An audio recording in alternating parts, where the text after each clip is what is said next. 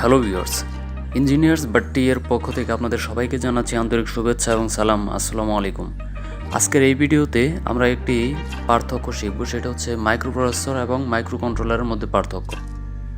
Microprocessor এবং microcontroller এই দুটি নামই এমবেডেড সিস্টেমের সাথে ওতপ্রোতভাবে জড়িত, কিন্তু এই দুটোর মধ্যে আসলে কী পার্থক্য তা হয়তো আমাদের অনেকের মধ্যেই জানা নেই।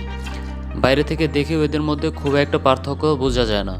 যেমন 8086 এবং 8051 এই দুটি চিপ যদি পাশাপাশি রাখা হয় তাহলে এক্সপার্টদের ব্যতীত এই দুটি চিপের মধ্যে পার্থক্য বের করা কষ্টসাধ্য ব্যাপার হয়ে দাঁড়াবে। যেখানে 8086 হচ্ছে মাইক্রোপ্রসেসর এবং 8051 হচ্ছে মাইক্রোকন্ট্রোলার। এখন আমাদের জেনে নেওয়া দরকার মাইক্রোকন্ট্রোলার কী এবং মাইক্রোপ্রসেসর কী। সহজ কথায় বলতে গেলে মাইক্রোপ্রসেসর হলো শুধুমাত্র সিস্টেমের ব্রেন, আর মাইক্রোকন্ট্রোলার হলো ব্রেন সহ সিস্টেমের হাত, পা, নাক, মুখ, কান সব কিছু। তবে এটা শুধু আমাদের মনে রাখার জন্য। টেকনিক্যালি এরকম কিছু বললে মানুষ হাসবে। সিপিইউর সাথে যখন কিছু পেরিফেরালস একই চিপে ফ্যাব্রিকেশন করা থাকে তখন তাকে আমরা মাইক্রোকন্ট্রোলার বলবো।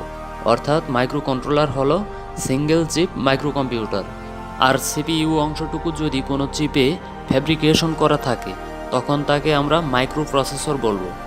এছাড়াও আরও কিছু পার্থক্য আছে, চলুন সেগুলো লিস্ট আকারে দেখে নিই।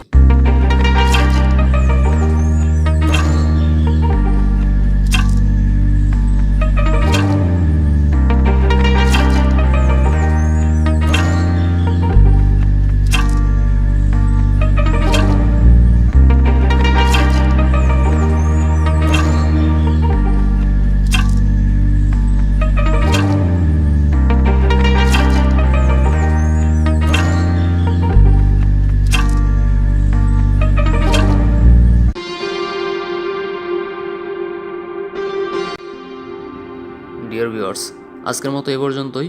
সবাই ভালো থাকবেন, সুস্থ থাকবেন এবং অবশ্যই চ্যানেলটি সাবস্ক্রাইব করে নেবেন। সবাইকে অনেক অনেক ধন্যবাদ। আসসালামু আলাইকুম।